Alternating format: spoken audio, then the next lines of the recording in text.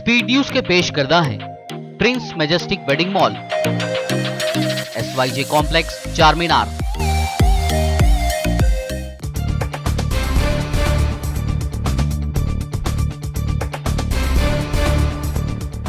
अस्सलाम वालेकुम, आदाब। मैं हूं खलील फरहाद। आइए देखते हैं 14 अप्रैल की 25 अहम खबरें।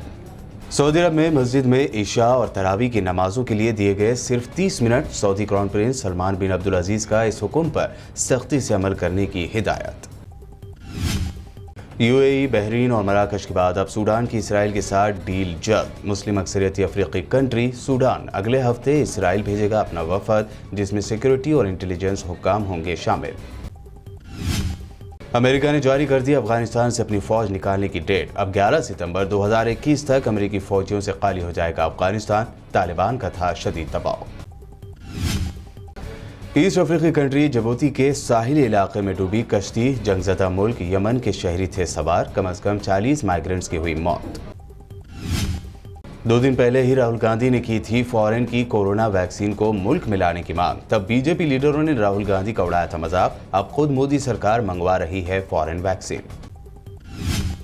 हरिद्वार में 1 महीने तक चलने वाले कुंभ मेले में बढ़ती भीड़ से सिर्फ 3 ही दिन में मची अफरा तफरी। बड़े पैमाने पर लोग हुए corona positive.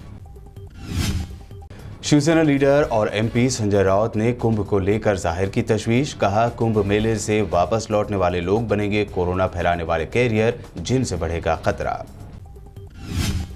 Nation wide lockdown की खबरों पर फाइनेंस मिनिस्टर निर्मला सीतारमण ने दे दी सफाई। कहा, पूरी तरह से नहीं ठप करना चाहते भारत की इकोनॉमी। भारत भर में नहीं लगेगा लॉकडाउन।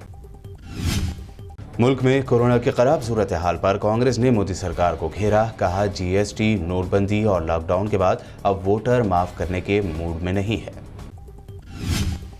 लॉकडाउन की आहट से पुराने जख्मों की यादें हुई ताज़ा। फिर घर लौटने लगे माइग्रेंट्स लेबर्स। मुंबई और दिल्ली के रेलवे स्टेशनों पर बढ़ती जा रही है माइग्रेंट वर्कर्स की भीड़।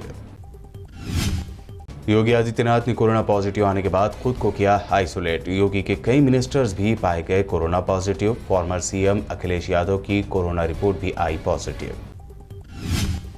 CBSE के 10वीं के एग्जाम्स कर दिए गए कैंसल। 12वीं के एग्जाम्स हुए पोस्टपोन। PM मोदी ने एजुकेशन मिनिस्टर और ओहदेदारों के साथ मीटिंग के बाद लिया अहम फैसला।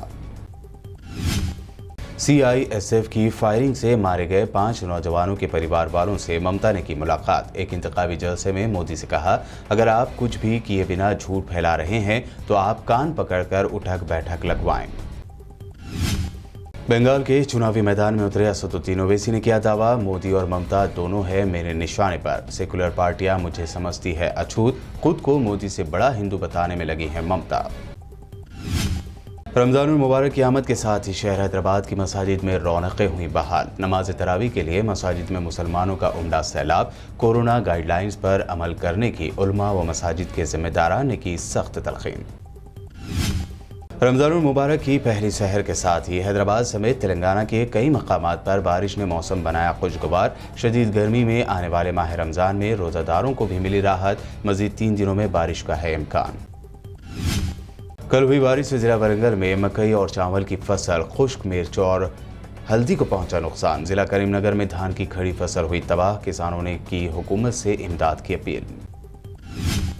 तेलंगाना रियासत में कोरोना के केसेस में आई मामूली कमी। पिछले 24 घंटों में दर्ज किए गए 2157 केसेस। सबसे कम केसेस मुल्क में तो GHMC लिमिट्स में सबसे ज्यादा 361 केसेस किए गए दर्ज। सिकंदराबाद रेलवे स्टेशन पर प्लेटफॉर्म टिकट की कीमत में हुआ इजाफा। 30 रुपए से बढ़ाकर कर दिया गया 50 रुपए। प्लेटफॉर्म पर भीड़ को कम करने के लिए किया गया फैसला। मुसाफिरों में दौड़ी नाराजगी की लहर। डॉक्टर भीमराव अंबेडकर की 130वीं यौम पैदाइश पर तेलंगाना के मिनिस्टर्स के तारक रामा राव, श्रीनिवास गौड़ और K ईश्वर ने उन्हें पेश किया खिराज। हैदराबाद में बाबा साहब अंबेडकर का 125 फीट का स्टैच्यू लगाने का किया गया ऐलान।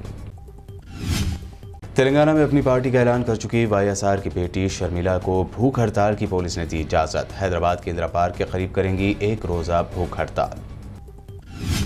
रियासत तेलंगाना के जिला मंचिरियाल में पेश आया वाकया। बेलमपल्ली की एक खातून ने इसलिए खुद को लगा ली फांसी क्योंकि उसका शौहर हो गया था कोरोना पॉजिटिव।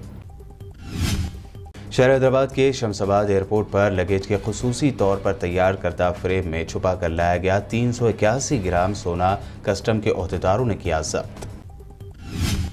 हैदराबाद में गांजे और ड्रग्स की बढ़ रही है सप्लाई। अब रचाकोंडा पुलिस कमिश्नरेट लिमिट्स में पुलिस ने एक लॉरी से जब्त किया 200 किलो गांजा।